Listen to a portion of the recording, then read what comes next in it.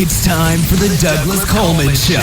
Mr. Smooth and Savvy is joined by guests from all walks of life, from the entertainment industry to authors to political and social commentators, the famous and not so famous, the controversial and the light and fluffy. We have it all. Now, here's Douglas Coleman.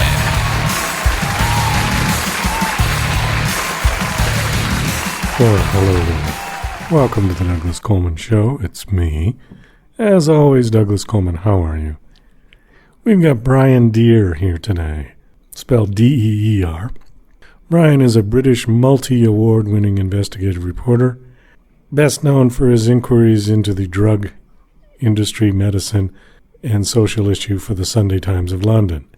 He's got a new book out called The Doctor Who Fooled the World: Science, Deception, and the War on Vaccines.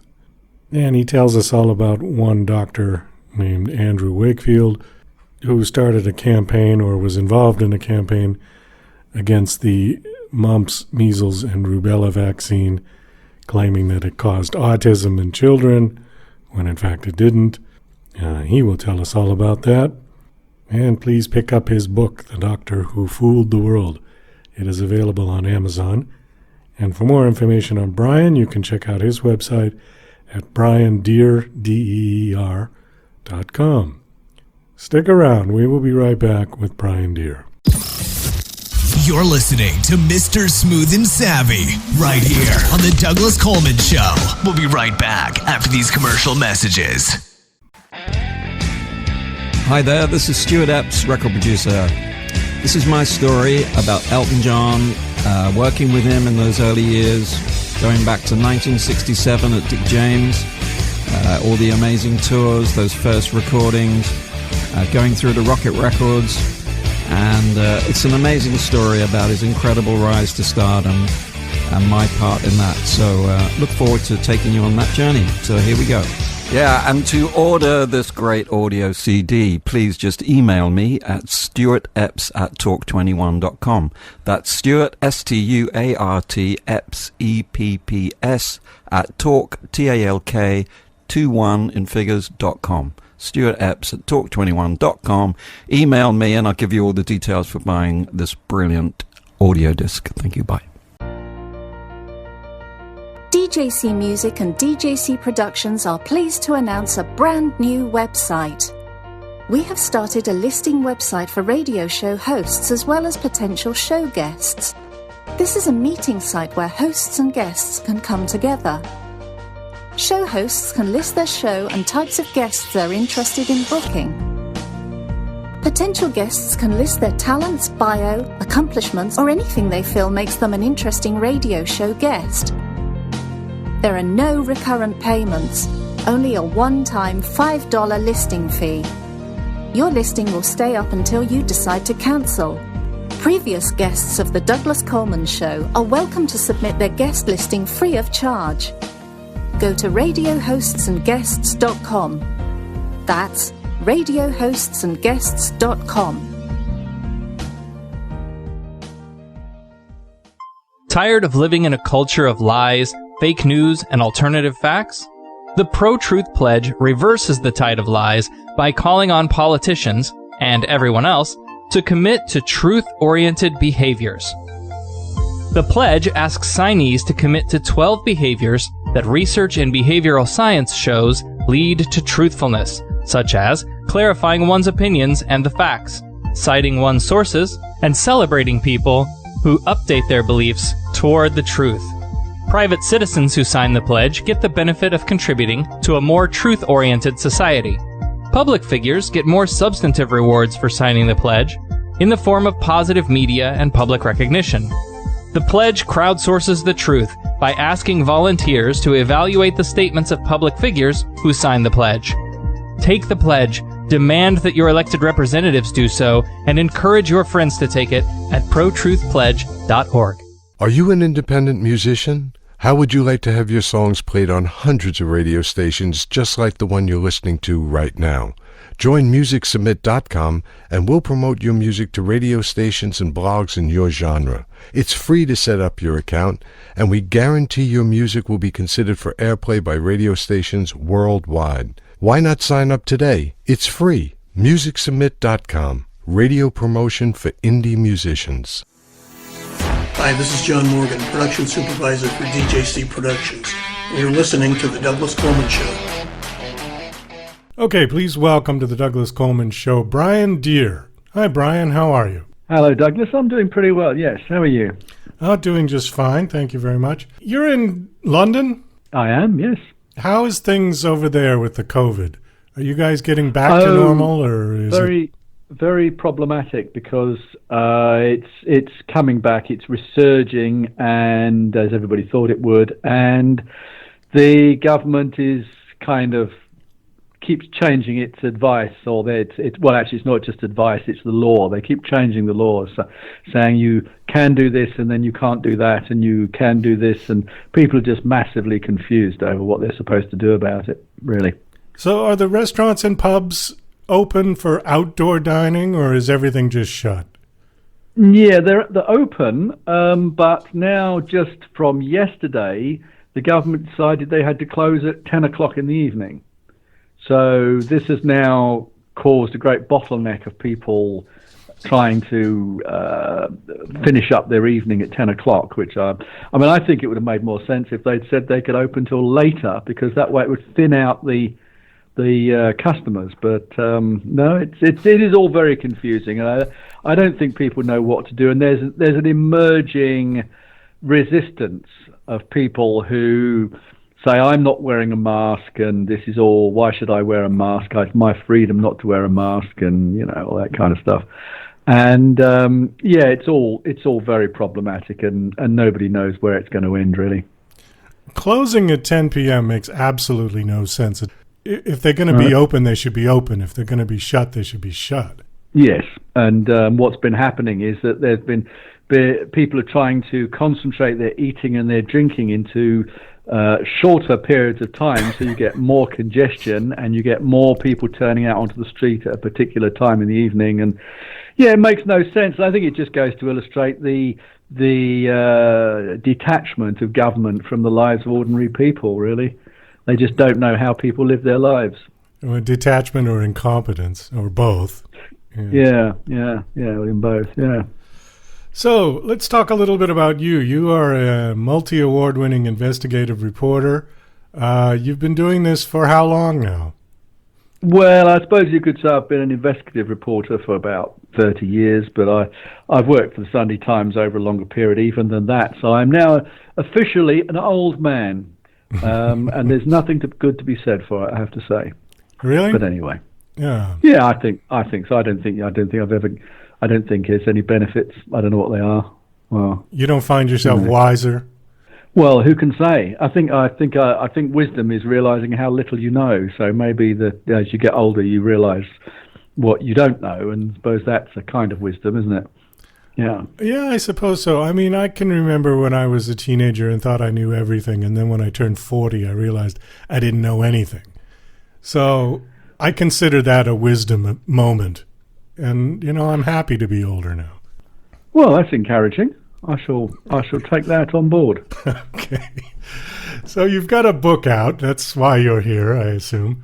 Yes. Your book is called The Doctor Who Fooled the World, Science, Deception, and the War on Vaccines.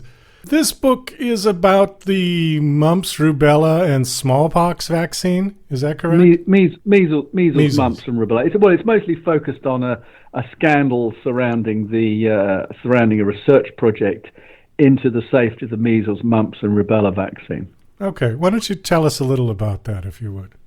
Well, I first came to this whole story way back in February 1998 when I looked at a newspaper and I saw a report on a press conference that had been held at a London hospital where the doctor, a man named Andrew Wakefield, was promoting a paper or study that was published by the Lancet Medical Journal that week, which reported on just 12 children passing through a bowel clinic at this hospital.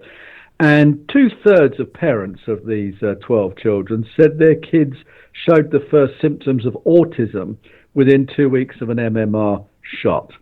So that was the first thing it said. And then in that paper, he claimed to have discovered a new syndrome of disease, including autism, apparently caused by the MMR vaccine. And he held this press conference, which caused tremendous public concern, because at face value, what he was suggesting was that he might, and his colleagues might have discovered or noticed the first snapshot of a hidden epidemic of injuries being inflicted on children by vaccines, because at face value, it may well have been the case that doctors and scientists elsewhere in the world just hadn't noticed this thing.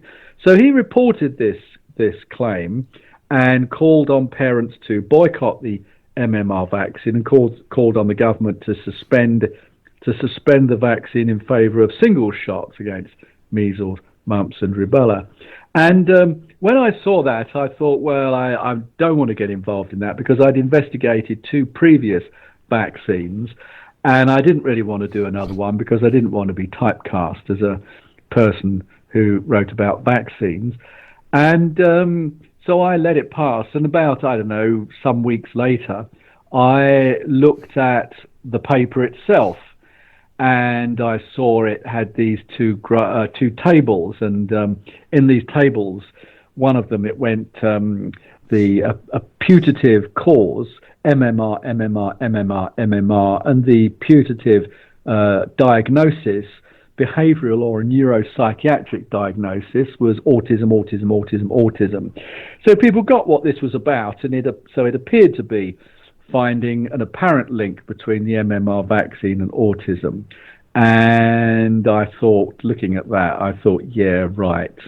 I just thought, yeah, right. I'm not getting involved in that, because to me, for reasons which are connected with the earlier vaccines that I'd been looking at in my investigations, I thought this paper was quite clearly, in some way, the work or with the involvement of lawyers, and it was trying to make a case against the MMR vaccine, and so I thought, well, I'm just not getting involved in it, because vaccines are hugely multidisciplinary subjects. I mean, they're really complicated. You have to know all these different ologies like epidemiology and immunology, and and on it goes. And I said I wasn't going to get involved, and yet then in 2003, late 2003, I got an absolutely routine assignment where an editor asked me to look at various things, and he suggested various kinds of stories, and one of them was MMR, because by that time, by late 2003, the impact of this paper of 5 years before was declining vaccination rates as parents got terrified of vaccinating their children. There had been outbreaks of disease, measles in particular, was bouncing back. And by that time, Wakefield had already moved his mission from the UK to the United States, so he'd started up over there. And I just started making routine inquiries. And I very quickly came across something that was very disturbing, that made me think that this thing required longer investigation. So what happened next? Well, I went to interview a mother who I knew had been had enrolled her child in this study, this 12-child research project, and she'd enrolled her child. And I didn't tell her that I'd previously researched on vaccines, and I just talked her through what she said happened to her child. And the story she told was completely different to the story that was in the paper, because the paper was saying that the children had all developed the first symptoms of autism within 2 weeks, 14 days of an MMR shot. But when I asked her about this, she said, and I said to her, well, she said her child had started headbanging. So I said, well, when did that begin? And she said, a couple of months or a few months afterwards. And I said, well, was it a couple of months or was it a few months? And she said, well, it was more like a few months. So I kept pressing her. And I said, well, was it what do you mean by a few months? And she said, well, about 5 months. So there was a massive discrepancy between the 5 months she was giving me and the 2 weeks that was reported in the paper. What I didn't know was that she had, when she'd gone to the hospital, said that her child's headbanging began 2 weeks after the MMR. But by the time I got to speak to her 5 years later, it had migrated to 5 months after MMR. And then when I discovered the legal papers that she'd filed to sue the manufacturer of the vaccine she was given, it had extended to 9 months after MMR. So there was this discrepancy, and I made a great deal of effort to try and get to talk to other parents who'd enrolled their children in the research. And I was also, thanks to this man, Andrew Wakefield, who was the first author of this paper, and who is indeed the doctor who fooled the world, I realized that the paper, the research itself, was what I think many medical scientists now regards have been the most damaging scientific fraud in 100 years. And so I gathered more and more information until I could build up a picture of what was really going on behind that paper, behind the front, the surface of that paper, anonymized children, anonymized data. And I was able to go behind that and identify the children and find out what was wrong with them, and more importantly, find out what wasn't wrong with them. I guess the obvious question is, why would he do something like this? The answer probably is money, but explain how or why this would be profitable. Well, right from the start, this so-called research was only going to reach one conclusion. 2 years before the paper was published, Wakefield was hired by a lawyer to attack MMR. And the lawyer, and indeed Wakefield, wanted to get a class action going because Wakefield was being paid at hourly rates to support this lawsuit from 2 years before the paper was published. By the end of his involvement, he'd earned what works out in rough US dollars in today's prices about $750,000 to $800,000 US dollars from this thing. So he was, if he'd reached any conclusion other than the one that he did, his legal income would have stopped. But he also had, I discovered, a network of companies that he was setting up to sell diagnostic kits and his own patented vaccine. He'd applied for a patent on his own single measles vaccine 8 months before he made this call for the MMR vaccine to be suspended. And he was also planning to offer a complete cure for autism and treatments for bowel disease. And in biotechnology, you can set up companies making all kinds of outlandish claims, and you can raise money on them if you have enough publicity and enough of a profile, and people will invest money in your enterprise. So he was motivated by money, but there was more to it than that. He became a zealot, and he became unprincipled in the way he went about this. So, for example, another thing that wasn't known about this paper was that these children who had turned up with their parents weren't just routine patients at a hospital, but they were referred to him by an anti-vaccine group. So when the parents turned up, they turned up with a mind to pointing the finger at MMR because they wanted to be enrolled in the lawsuit, and they believed that Wakefield had a test for vaccine damage, which they would be able to utilize in their pursuit of compensation. And then, if that wasn't enough, I obtained the access to the medical records, firstly by a court order, because Wakefield sued me, and he sued a television company, the Channel 4 network here, because I did a documentary, an investigative documentary in prime time, an hour-long program investigating his claims. and he issued libel proceedings. He wasn't paying for them; an insurance company was paying for them. But he launched this claim, and in the course of that, we got a court order against him, which allowed me to read the medical records of the children. So I'd read the medical records of the children, but they were sealed. They were part of this court case, so they were sealed reports. So I couldn't write up what I'd seen, and I never did write up what I'd seen.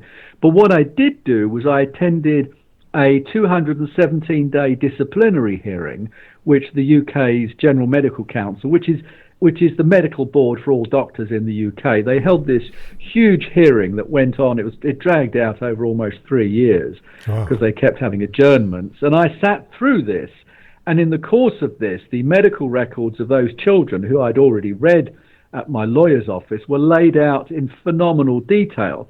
So I was able to identify all of the children, what was wrong with them, what wasn't wrong with them, and what tumbled out of the files that were read aloud at that public inquiry. Well, I was the only journalist there.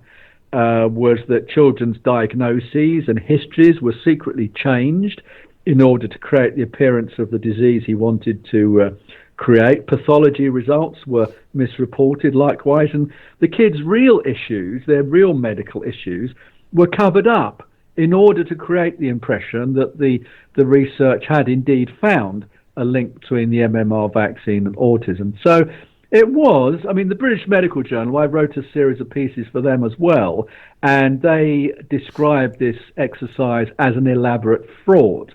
And indeed, 2 more of the parents who'd enrolled children in the research told me. One said, I know this paper is fraudulent because I can see what was written about my son. And she'd written to Wakefield's lawyers telling him that his paper was wrong long before she contacted me. And the other one, a father from the Bay Area of California, had brought his son to London to undergo these tests. And he said that the paper was an outright fabrication. So I'd built up over a long period of time a reasonably good profile of this research, and could establish beyond any doubt that it was an elaborate fraud. So there was actually nothing wrong with these children? Well, some of them did have autism, but their autism quite often was noticed before they were vaccinated. Some had issues which came on long after. 3 of them who were described as having autism didn't have autism, and you got this absolute... basically, these kids were what you would get if you recruited through lawyers and an anti-vaccine campaign group, and you just get this complete mix-up of diagnoses and confusions, and there was nothing really which identified any new syndrome. So what he did was to go through it, chiseling and polishing the data and the descriptions of the children until it appeared that he'd found something that was distinctive and coherent and homogeneous across the group. So the basic point was that the vaccine had nothing to do whatsoever with their particular issues, with their symptoms. Nothing at all. Yeah. There was absolutely no connection. Right. Okay. There's one line on your bio here that I want to read. It says how anti-vaccine groups have evolved into a more organized, more heated group in the last 20 years. Are the anti-vaccine groups that you're referring to, are they having the same agenda as Wakefield and these other people? Yes, he's a god to them. I mean, one of their leaders described him as a combination of Nelson Mandela and Jesus Christ. Oh God! And that's how they regard him. He is one of the, if not the, he's the great medical guru of the anti-vaccine movement. Even though he was at the time a doctor without patients, he'd never had patients of his own. He wasn't an epidemiologist. He wasn't a vaccinologist. He wasn't an epidemiologist. He wasn't an ologist of anything. He wasn't even a pediatrician. But he was previously a junior bowel surgeon who'd moved to this particular hospital to do laboratory work on inflammatory bowel disease. And but that was the best that the lawyers could find to be their expert, to be their principal expert. And when they finally got their lawsuit up and running, it consumed in the UK, and this is what paid for the launch of the whole vaccine scare around the world. It cost $100 million at present prices, split roughly between half of that being paid for by the drug company defendants, who would have offset it against tax, medical research, pension funds and things like that, and a body called the Legal Aid Board, which was a government-funded entity which paid for people generally without the financial means to sue. So the taxpayer paid 50%, industry paid about 50% of $100 million, which launched the whole thing, launched the whole controversy in the UK, and then allowed it to be migrated into the United States, where there was yet another lawsuit on exactly the same, almost exactly the same terms, which again found no evidence of a link between vaccines and autism.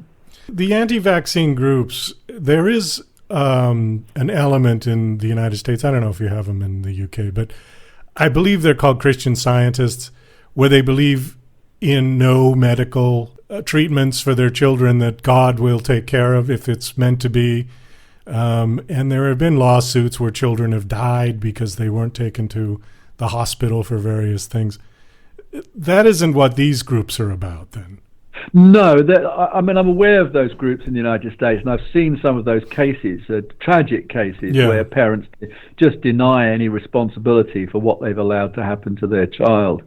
No, we don't really have those, but we had the sort of early manifestation of the anti-vaccine groups. The whole debate and the controversy has grown nastier and nastier over the last 20 years, to the point at which people were turning up last year talking about getting their guns and saying, a close associate of Wakefield was saying, well, if you kept your guns, what were you keeping them for? Now's the time to bring them out. So it's got nastier and nastier, and the abuse of doctors and scientists has become fiercer. So it's now really a phenomenon of the World Wide Web, where many of the people that Wakefield convinced that their children were injured by vaccines have become the troops who operate the websites and the Facebook pages and the YouTube videos and go out on protests outside state houses across America.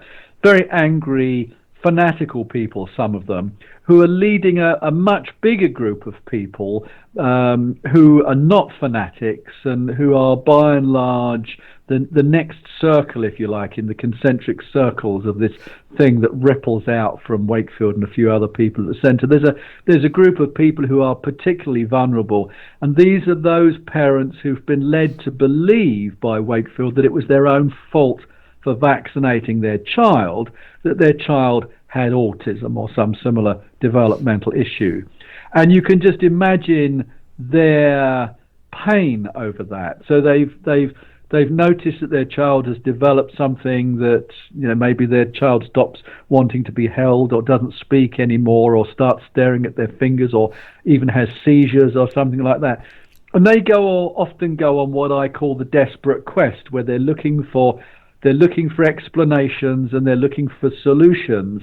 And this guy comes along, a doctor without patients, who had no clinical caseload, he'd no waiting room full of children to see, had the time to listen to them and to persuade them that they had the choice of either blaming themselves or blaming the pharmaceutical industry or me or the government or whatever, all through this idea that autism is caused by vaccinations. And he never produced any evidence to substantiate that. And when he was invited to substantiate it by his employers, the university that ran the medical school where he worked, they offered him the money and the support, and this came from the president and provost of the university. They offered him all the support he needed to prove his hypothesis. He refused to do the work. He refused to mount such a study because he said it infringed his academic freedom. So that's the man he was. He did not want to see his ideas challenged and refuted.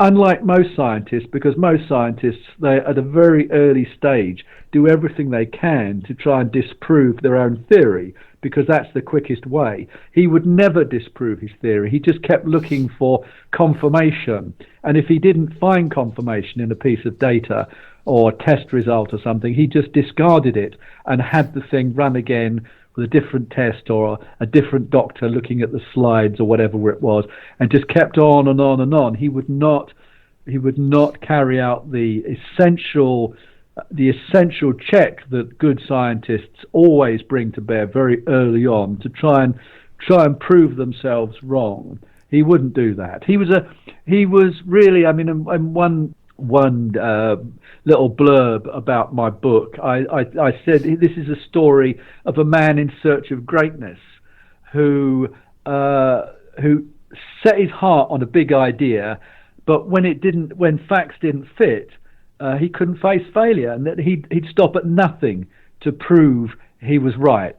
And so he was a zealot, and his original idea was that the ultimate culprit for autism and bowel disease was measles virus. That was his idea. He read it in an encyclopedia, would you believe it? He came back from Canada to a job in London, goes to the library. I mean, you know, this is all true. He goes to the library in the hospital and starts going through a medical encyclopedia, and he comes to measles and sees that when in the stage of infection of measles will infect the gut and can create little blisters in the gut. Well, you know, news for him, in fulminant measles can be found everywhere, pretty much everywhere in the body, apart from the brain, I think. But no, he got that idea. That was his idea. He was going to prove that measles virus caused first bowel disease, and then he was going to prove that it caused autism. And in fact, it doesn't. I mean, there is no connection between measles and autism. You don't find more measles in people with autism or more autism with people with measles, and you don't find it it was just nonsensical. But he couldn't stop, because I think his psychological profile was such that he just couldn't be wrong. In his own mind, he couldn't be wrong. And so he just kept on going, and he got the adulation of these parents, mostly young women, you know, maybe 35-year-old women who rallied to him as they tried to make sense of what happened to their child. So we do have to kind of wrap this up. Is there an outcome to this, or should people just buy the book to find out what happens? Well, yeah, sure, people should buy the book, because I mean, it's not a book that just holds forth. This is not. There are plenty of books that hold forth about these things. Mine is a story. It's a narrative. It's the story of how we got from that paper to where we are now with this coronavirus issue and the search for a vaccine there. And it's the real people, the specific facts. It's popular science. It's true crime. It's people say. I mean, the reviewers have been saying it reads like a thriller. So yes, buy the book. It's on Amazon by all means. But more important than that, as people make their own decisions as to what they're going to do if a COVID-19 vaccine comes along in the near future or whenever, what they're going to do in terms of will they get vaccinated or not. It's really important that people don't weigh up that judgment with Andrew Wakefield and the anti-vaccine movement's fingers on the scales, because that whole narrative, that whole phenomenon is founded upon a deception. Okay. My guest is Brian Deer. The book is called The Doctor Who Fooled the World. Thank you so much for coming on the show. This was very informative. It's